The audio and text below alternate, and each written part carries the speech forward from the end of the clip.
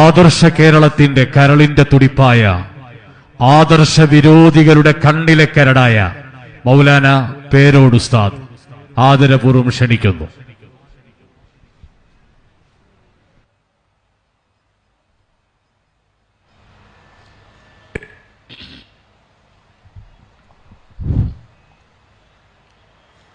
അസ്സലാമു അലൈക്കും. ബിസ്മില്ലാഹി വൽഹംദുലില്ലാഹ്. നശ്ഹദു അല്ലാ ഇലാഹ ഇല്ലല്ലാഹ് വനശ്ഹദു അന്ന മുഹമ്മദർ റസൂലുള്ളാഹ്. അല്ലാഹുമ്മ സ്വല്ലി വസല്ലിം വബാരിക് അലാ റസൂലിക വഹബീബിക സയ്യിദിനാ മുഹമ്മദ് വഅലാ ആലി വഅസ്ഹാബി സയ്യിദിനാ മുഹമ്മദ് വഅലാ ജമീഇൽ അംബിയാഇ വൽ മുർസലീൻ ومن اقتدى بهديهم إلى يوم الدين. أما بعد. بسم الله الرحمن الرحيم. وتلك الأمثال نضربها للناس وما يعقلها إلا العالمون. صدق الله العلي العظيم. صدق وبلغ رسوله النبي الكريم. ونحن على ذلك من الشاهدين الشاكرين. വൽഹംദുലില്ലാഹി റബ്ബിൽ ആലമീൻ. ആദരണീയരായ Indian grand Mufti, Samastha Kerala Jamiyyathul ഉലമയുടെ general secretary, Kerala മുസ്ലിം ജമാഅത്തിൻ്റെ അജയ്യനായ പ്രസിഡന്റ്, ഞങ്ങളുടെ എല്ലാം മഹോന്നതരായ ഗുരുവര്യർ ശൈഖുന ഉസ്താദ് അവറുകൾ, സാദാത്തുക്കൾ, ആലിമീങ്ങൾ, ഉമറാക്കൾ, ജനപ്രതിനിധികൾ, നേതാക്കൾ, സുഹൃത്തുക്കൾ, നീണ്ട ഒരു പ്രസംഗത്തിൻ്റെ അവസരമല്ല എന്ന ബോധ്യമുണ്ട്. കേരളത്തിൽ ജീവിച്ചു കഴിഞ്ഞുപോയ വലിയ വലിയ ഉലമാക്കളുടെ എല്ലാം ഗുരുവര്യരായ മഹാനായ കൈപ്പറ്റ വീരാൻകുട്ടി മുസ്ലിയാർ, അതേപോലെ മൗലാന കണ്ണിയത്ത് ഉസ്താദ്, കെ സദഖത്തുള്ള മുസ്ലിയാർ,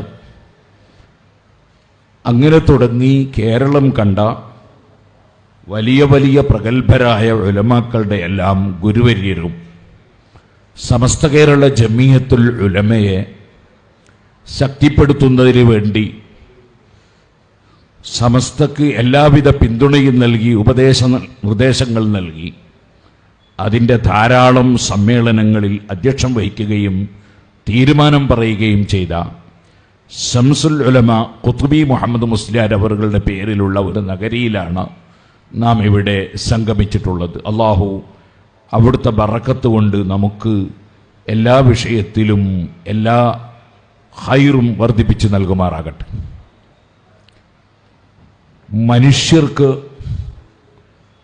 പരിശുദ്ധ ഖുർആനിൻ്റെ ആശയം ജീവിതത്തിൽ പകർത്തി കാണിച്ചു കൊടുക്കുകയും അതിൻ്റെ നിയമങ്ങൾ കൃത്യമായി പഠിപ്പിച്ചു കൊടുക്കുകയും ചെയ്തവർ യഥാർത്ഥ പണ്ഡിതന്മാരാണ്.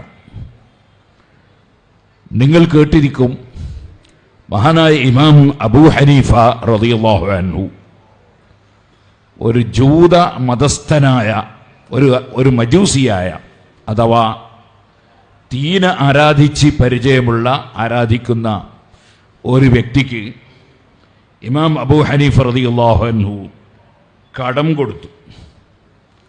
പരിശുദ്ധ ഇസ്ലാം ഒരിക്കലും വർഗീയതയെയോ മാറി നിൽക്കലിനെയോ ഇഷ്ടപ്പെടുന്നില്ല.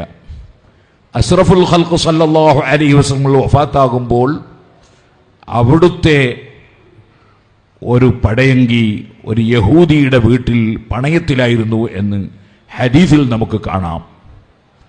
അതിനർത്ഥം നബി സല്ലല്ലാഹു അലൈഹി വസല്ലം പഠിപ്പിച്ച ഇസ്ലാം വർഗീയത പ്രചരിപ്പിക്കുന്ന, വർഗീയതയെ പിന്തുണക്കുന്ന ഒരു മതം അല്ല. ഇമാം അബൂ ഹനീഫ റളിയല്ലാഹു അൻഹു മജൂസിക്ക് സംഖ്യ കടം കൊടുത്തു. ഇമാം റാസി റളിയല്ലാഹു അൻഹു ഇത് രേഖപ്പെടുത്തുകയാണ്. എവിടെയാണ് രേഖപ്പെടുത്തുന്നത്?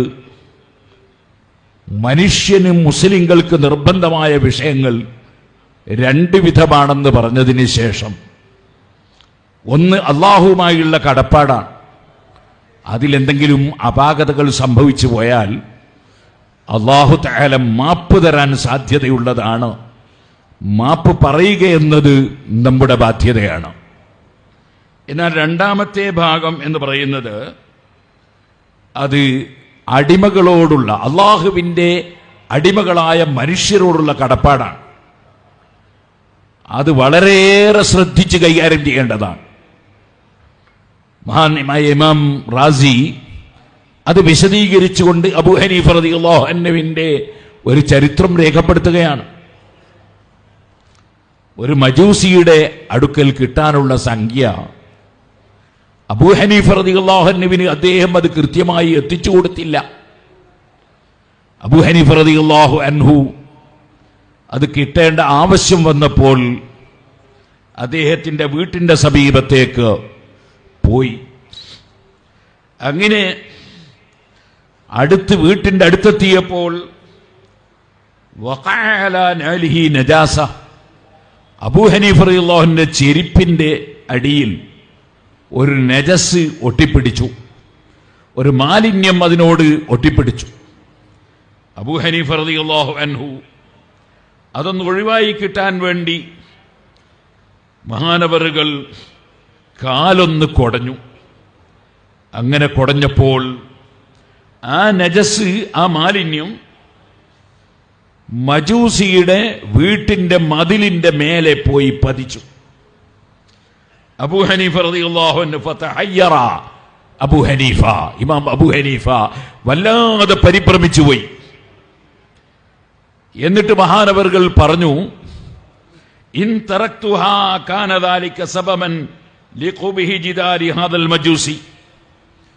ഞാൻ കാല് കുടഞ്ഞപ്പോൾ പതിച്ച ഈ മാലിന്യം അതങ്ങനെ തന്നെ ആ ചുമരിന്റെ മേലെ കിടക്കട്ടെ എന്ന് വെച്ചാൽ അദ്ദേഹത്തിന്റെ മതില് വൃത്തികേടാക്കിയ ഒരു തെറ്റ് എന്നിൽ നിന്ന് വന്നതായി സംഭവിക്കും. ഇനി ഞാൻ അതെങ്ങാനും ചുരണ്ടിക്കളഞ്ഞാൽ ഇൻഹദറ തുറാബ് മിനൽ ഹായിത്ത്, ആ മതിലിൽ നിന്ന് മണ്ണിങ്ങനെ ഉതിർന്ന് വീണു പോകും. പഠിച്ചവനെ, ഞാനിതിനെന്ത് ചെയ്യണം? ഒരമുസ്ലിം സഹോദരന്റെ, അതും കടം വാങ്ങിയിട്ട് കൃത്യമായി കൊടുക്കാതെ അബൂ ഹനീഫ റളിയല്ലാഹു അൻഹുവിനെ അങ്ങോട്ട് നടത്തിച്ച ഒരു മനുഷ്യൻ, അദ്ദേഹത്തിന്റെ ചുമരിൽ അറിയാതെ